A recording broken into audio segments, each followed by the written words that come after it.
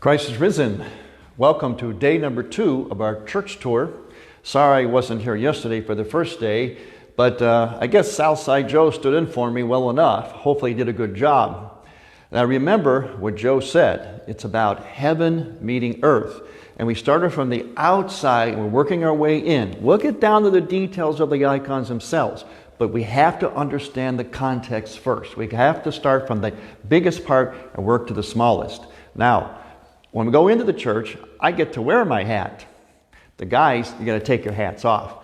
Sometimes Joe, Southside Joe, forgets. So Joe, I'll take your hat now. Thanks, Joe. Oh, and that too. You can pick this up after the tour, Joe. Okay, so are we ready to go into the church? Remember, working from outside in, from the largest to the smallest. Very important. Here we go.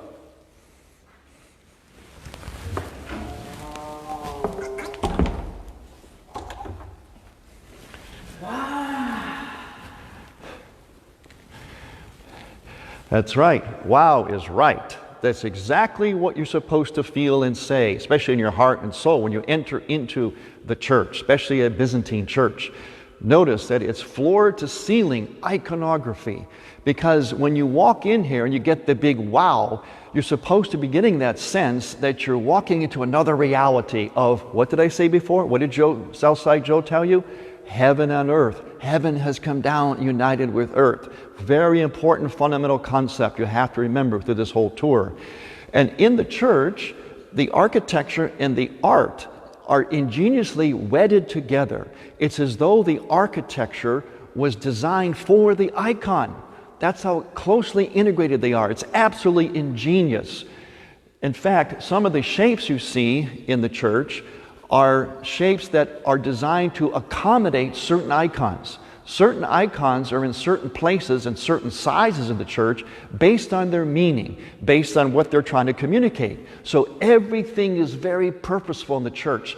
The architecture and the art. The architect does not design a Byzantine church without thinking of the iconography at the same time. And you have to think of the liturgy that goes on in the church too. It's ingeniously integrated. Only in the church do we get such ingenious integration. But there's a reason for all this. It's to give us the vision, the blueprint for life. And that's why being in church is absolutely so essential. Now, tomorrow, and you don't want to miss tomorrow's tour.